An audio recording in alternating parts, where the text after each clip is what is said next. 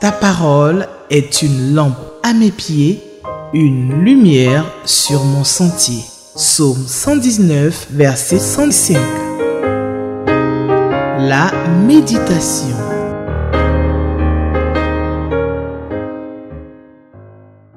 Shalom, shalom, chers frères et sœurs, que Dieu nous bénisse encore et encore. C'est avec beaucoup de joie, beaucoup de bonheur dans le cœur que je me retrouve encore là avec vous pour cette autre émission sur Espérance TV, cette chaîne de télévision qui nous permet de nous connecter avec vous. Vous êtes dans différents pays et j'ai été très, très heureux d'entendre des frères et sœurs en France m'écrivent pour dire mais nous suivons cette émission. Ça veut dire que c'est vraiment quelque chose de suivi dans beaucoup de coins à travers le monde. Merci d'être connectés à ces moments formidables de méditation de la parole de notre Créateur. C'est Dieu qui nous a créés et qui sait mieux ce dont nous avons besoin pour marcher dans ce monde qu'il a créé. Vous pouvez imaginer toutes les péripéties, toutes les situations que nous traversons, pour lesquelles nous avons besoin de prendre de bonnes décisions. La parole de Dieu va nous montrer la voie à suivre, la parole de Dieu va nous éclairer et cela nous permettra de marcher en paix et fidèlement avec notre Seigneur jusqu'à ce que le Maître vienne nous chercher pour que nous soyons éternellement avec lui là où il est. Que Dieu vous bénisse et qui nous donne encore beaucoup de joie dans ce temps que nous allons passer autour de sa parole. Alors, nous allons prier pour confier ce temps de méditation entre les mains de notre Dieu. Prions le Seigneur. Père Céleste, nous te rendons toute la gloire. Oh, c'est avec beaucoup de joie que nous nous retrouvons. Merci pour tous ces frères et sœurs connectés partout à travers le monde et qui suivent cette émission, qui participent à cette émission, même s'ils ne peuvent pas parler, prendre la parole pour dire quelque chose, mais ils suivent ce temps de méditation, ce temps de réflexion autour de ta parole. Et je prie que tu les bénisses là où ils sont et que tu permettes qu'un maximum de personnes se connectent à cette émission pour entendre, pour qu'ensemble nous puissions partager ta parole. Merci d'être avec nous comme tu l'as promis toi-même. Bénis cette émission, bénis toute l'équipe technique qui travaille d'arrache-pied, nuit et jour, pour que nous ayons ces émissions. Nous te prions de les bénir, de les garder et de faire en sorte que cette télévision continue encore et encore à te servir. Merci, Père Céleste, d'être avec nous, au nom de Jésus. Amen. Alors, notre texte de ce jour est tiré du livre du prophète Ésaïe, Ésaïe chapitre 62. Nous allons lire tout le chapitre, donc c'est du verset 1 au verset 12. Ésaïe 62, verset 1 au verset 12. Donc je vous invite à la lecture. Vous pouvez prendre votre texte dans la version que vous avez. Moi, je lirai dans la version 8 secondes. Donc nous allons lire notre texte. Ésaïe 62 à partir du verset 1. Pour l'amour de Sion, je ne me tairai point. Pour l'amour de Jérusalem, je ne prendrai point de repos, jusqu'à ce que son salut paraisse comme l'aurore et sa délivrance comme un flambeau qui s'allume. Alors les nations verront ton salut et tous les rois ta gloire. Et l'on t'appellera d'un nom nouveau que la bouche de l'Éternel déterminera. Tu seras comme une couronne éclatante dans la main de l'Éternel, un turban royal dans la main de ton Dieu. On ne te nommera plus délaissé, on ne nommera plus ta terre désolation, mais on t'appellera mon plaisir en elle. Et l'on appellera ta terre épouse, car l'Éternel met son plaisir en toi, et ta terre aura un époux. Comme un jeune homme s'unit à une vierge, ainsi tes fils s'uniront à toi. Et comme la fiancée fait la joie de son fiancé, ainsi tu feras la joie de ton Dieu. Verset 6. Sur tes murs, Jérusalem, j'ai placé des gardes. Ils ne se tairont ni jour ni nuit. Vous qui la rappelez au souvenir de l'Éternel, point de repos pour vous, et ne lui laissez aucune relâche jusqu'à ce qu'il rétablisse Jérusalem et la rende glorieuse sur la terre. L'Éternel l'a juré par sa droite et par son bras puissant. Je ne donnerai plus ton blé pour nourriture à tes ennemis, et les fils de l'étranger ne boiront plus ton vin, produit de tes labeurs. Mais ceux qui auront amassé le blé le mangeront et loueront l'Éternel. Et ceux qui auront récolté le vin le boiront dans les parvis de mon sanctuaire. Verset 10. Franchissez, franchissez les portes. Préparez un chemin pour le peuple. Frayez, frayez la route. Ôtez les pierres. Élevez une bannière vers les peuples. Voici ce que l'Éternel proclame aux extrémités de la terre. Dites à la fille de Sion, voici ton sauveur arrive. Voici le salaire qui est avec lui. Et les rétributions le précèdent. On les appellera peuple saint, racheté de l'Éternel. Et toi, on t'appellera recherché, ville non délaissée. Amen. Amen. Nous bénissons vraiment le Seigneur pour ces paroles très, très, très fortes. Chers frères et sœurs, qu'est-ce que nous pouvons garder, de quoi parle notre texte de ce matin? Il y a certainement une idée particulière que vous avez.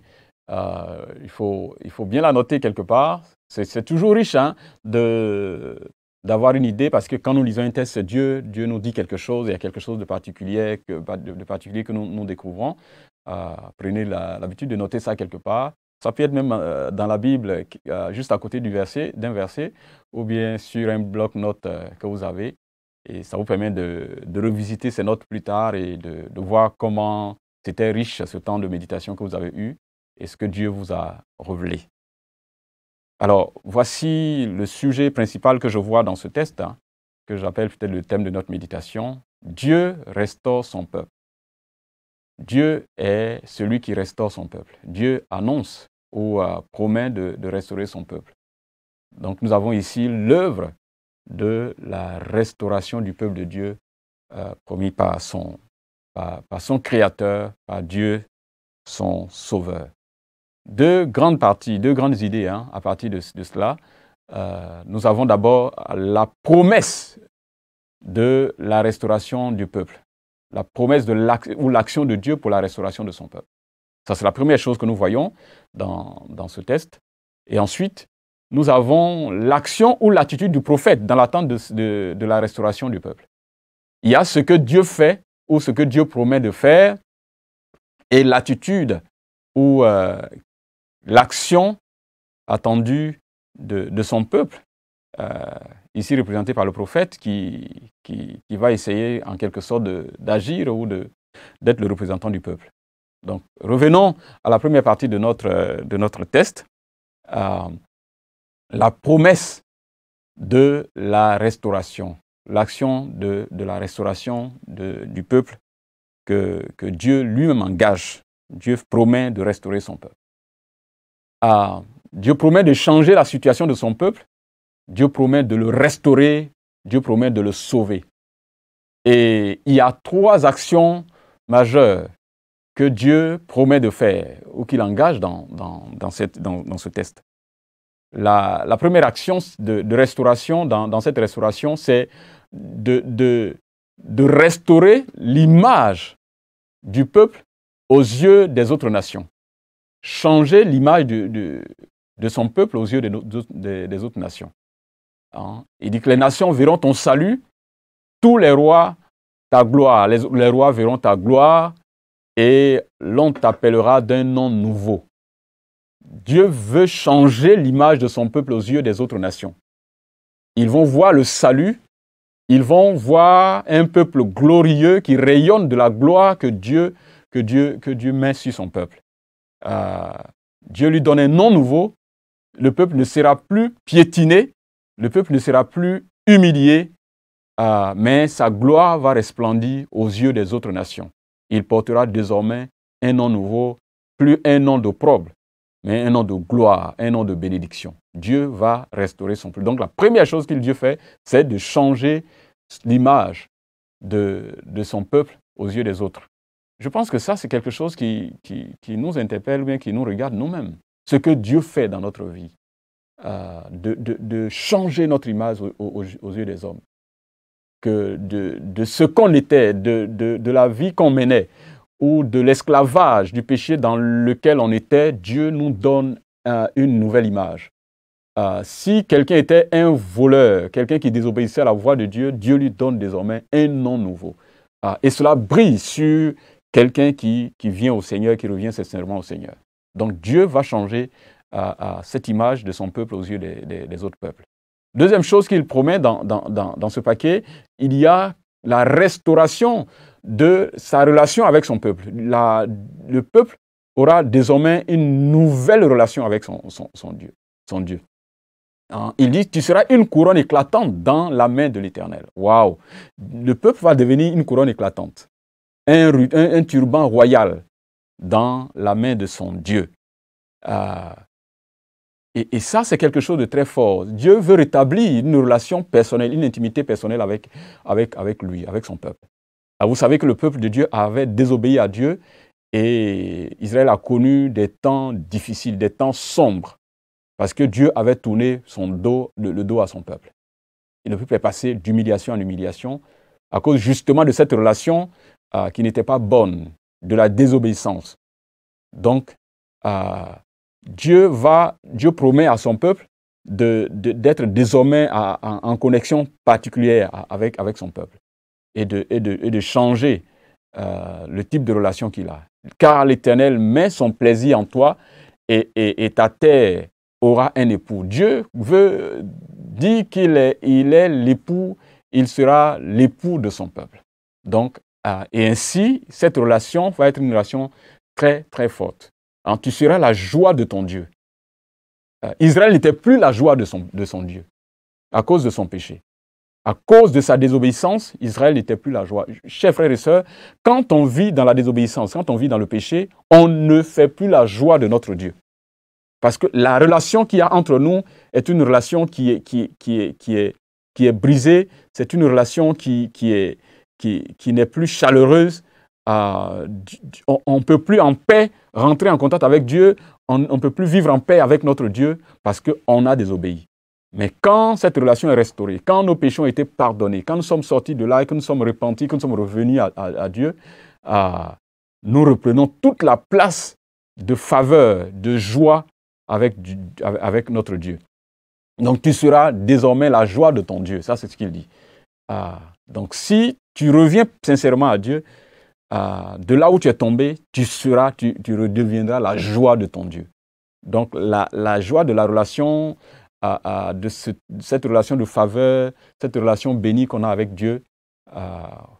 Chers frères et sœurs, le péché tue notre relation avec Dieu. Ça tue la paix qu'on a avec Dieu. Ça nous enlève cette faveur-là avec Dieu. Mais quand nous revenons à Dieu, la joie devient totale. Nous reprenons toute notre place. L'Éternel met son plaisir en toi. Donc l'Éternel met à nouveau son plaisir en nous quand nous revenons à lui. La troisième chose dans ce paquet de restauration que Dieu promet, c'est la restauration matérielle, la restauration sociale, la restauration matérielle. Voici ce que l'Éternel dit à son peuple. Il dit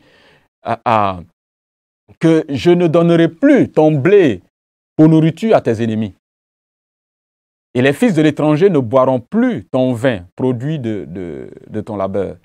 Alors vous savez qu'à cause de la désobéissance d'Israël, des peuples envahissaient constamment pour venir prendre toute leur récolte. Et nous avons ça dans l'histoire du peuple juif avec les Madianites qui venaient et avec l'histoire de Gédéon.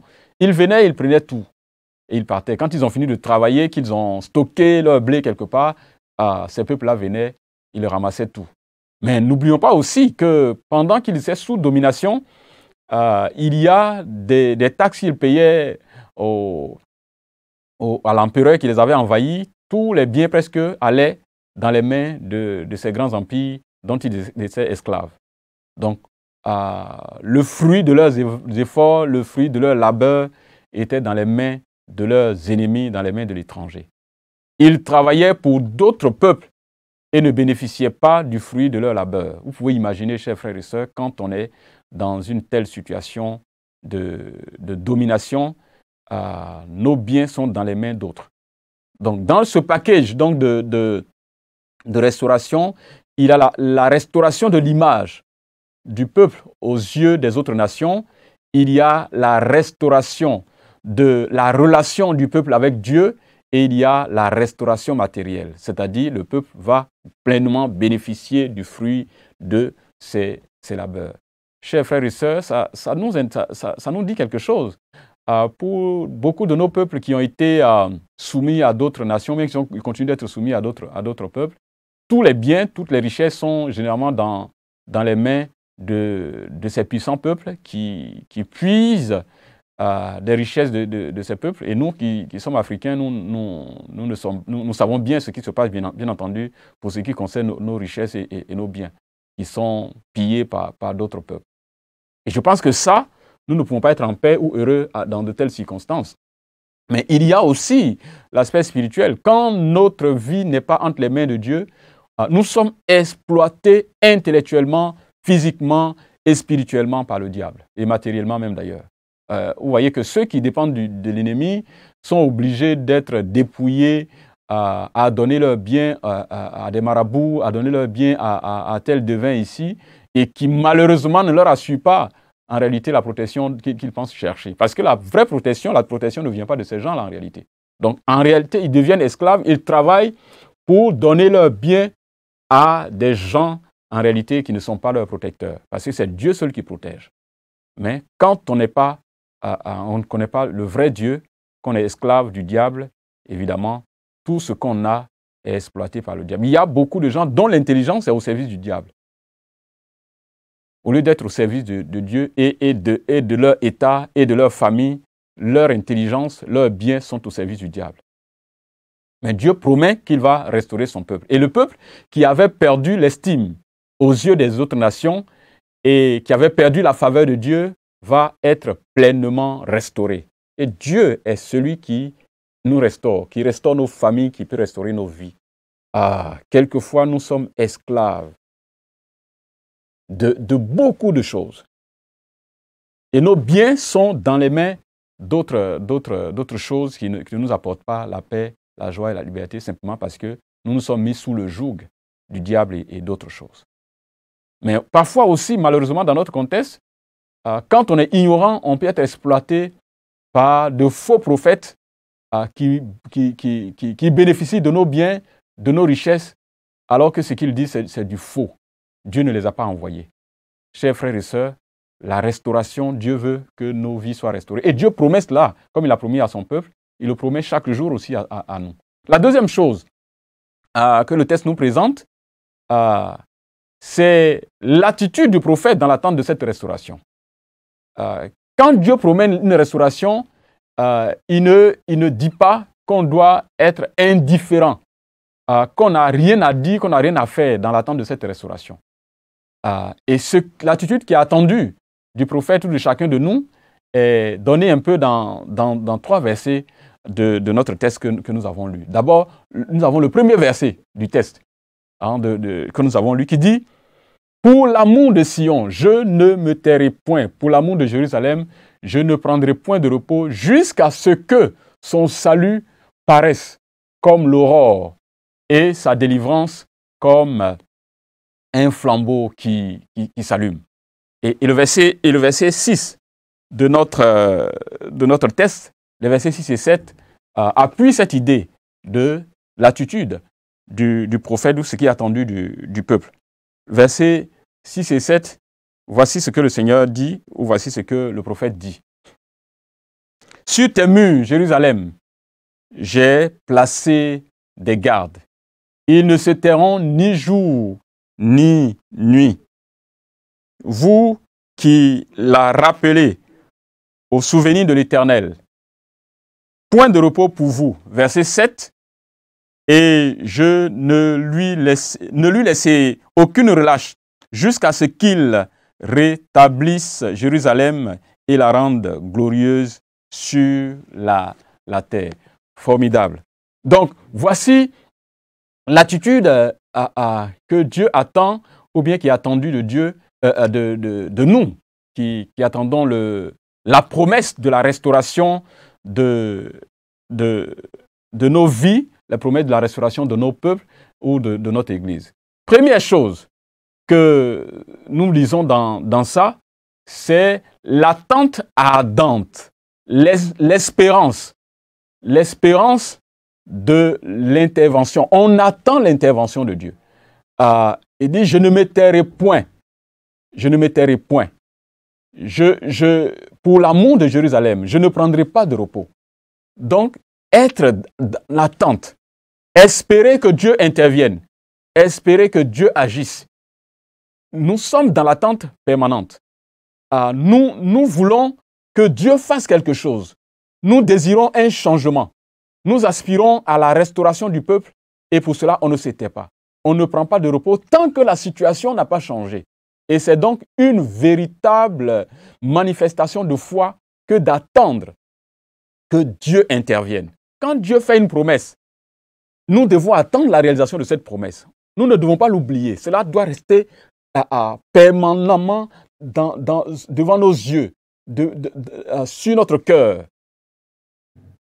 Ce que nous observons malheureusement, c'est qu'il y a beaucoup de gens qui abandonnent facilement les luttes dans lesquelles ils sont engagés. Beaucoup de personnes abandonnent les luttes nobles par manque de courage ou d'endurance. On attend l'intervention de Dieu, mais on oublie, on abandonne, alors que la chose n'est pas encore accomplie. Et la situation de nos vies, de nos familles, de notre Église ou de notre pays ne changera pas, chers frères et sœurs, si nous n'y croyons pas ou si nous ne sommes pas prêts à lutter dans la durée et même dans la douleur. Attendre que quelque chose se passe. On n'abandonne pas une lutte pour le changement, pour la transformation de notre Église, de nos vies, de nos sociétés sur un bref temps. Non, ça demande que nous puissions attendre, que nous puissions prier pour ça. Nous restions attentivement à l'écoute de Dieu, à l'écoute de l'intervention de Dieu. Mais cela aussi doit passer par une prière, la prière insistante. La prière insistante. C'est-à-dire, le texte dit que, au verset, je lis particulièrement le verset 6, et voici ce qu'il dit. Ils ne se tairont ni jour ni nuit, vous qui la rappelez au souvenir de l'Éternel, point de repos. C'est-à-dire, restez toujours en prière pour rappeler la promesse au souvenir de Dieu. Ça ne veut pas dire que Dieu certainement oublie ce qu'il promet, mais c'est l'expression de notre dépendance. Ça montre que nous tenons à ce que Dieu accomplisse ce qu'il a promis. Donc, c'est dans cette prière insistante qu'on est pour rappeler à Dieu le souvenir de ses promesses pour nos vies. Et ça, c'est quelque chose que nous faisons. Donc, première chose, Dieu est le Dieu qui restaure son peuple. Ça, c'est l'idée que nous avons. Et il le promet, il promet cela. Il promet changer la situation de son peuple, changer l'image de son peuple aux yeux des hommes, restaurer la relation personnelle qu'il a avec son peuple, restaurer la situation sociale de son peuple, la situation matérielle de son peuple. Et pendant que Dieu promet cela, il voudrait que nous, à qui il a fait cette promesse-là, que nous puissions manifester des attitudes de ceux qui attendent vraiment la réalisation de cela. Que nos yeux ne se ferment pas et que nous attendions avec ardent désir l'accomplissement de cela dans la prière, dans l'endurance. Et c'est ce que Dieu attend de nous. Dieu a-t-il promis quelque chose? Il y a une situation de ta famille, il y a une situation de l'Église, il y a une situation quelconque pour laquelle tu sais que Dieu va intervenir. Dieu voudrait que nous puissions attendre son intervention, que nous puissions aspirer à cela. Et c'est ça qui est très important. Chers frères et sœurs, regardez l'état de nos pays, de notre continent. Nous avons besoin de continuer à prier et à espérer l'intervention de Dieu. C'est Dieu qui peut intervenir et personne d'autre. Aucun homme ne peut faire quoi que ce soit, même s'il utilise des hommes pour accomplir des choses, mais nous devons toujours rester à espérer que Dieu peut accomplir quelque chose et que Dieu est capable d'accomplir quelque chose et continuer de prier pour son intervention, pour notre continent, pour notre vie, pour notre Église, et que le Seigneur nous bénisse, qu'il nous bénisse, le Dieu qui restaure son Église, le Dieu qui restaure nos vies, le Dieu qui restaure nos pays. Nous allons prier, chers frères et sœurs. Seigneur, nous voulons te dire merci pour ta parole que tu nous donnes. Aide-nous à garder ta parole. Aide-nous à nous accrocher aux promesses que tu nous as faites. Promesses de restauration de nos vies, promesses de restauration de notre relation avec toi, promesses de restauration matérielle, promesses de restauration spirituelle. Que nos cœurs croient fermement à ce que tu as dit et que nous prions jusqu'à la réalisation de ce que tu as promis pour notre vie, pour notre pays et pour notre continent. Que la gloire et l'honneur te reviennent, Père Céleste, au nom de Jésus. Amen. Shalom, chers frères et sœurs, et que Dieu vous bénisse. On se retrouve pour une prochaine émission. Amen. Ta parole est une lampe à mes pieds, une lumière sur mon sentier. Psaume 119, verset 105. La méditation.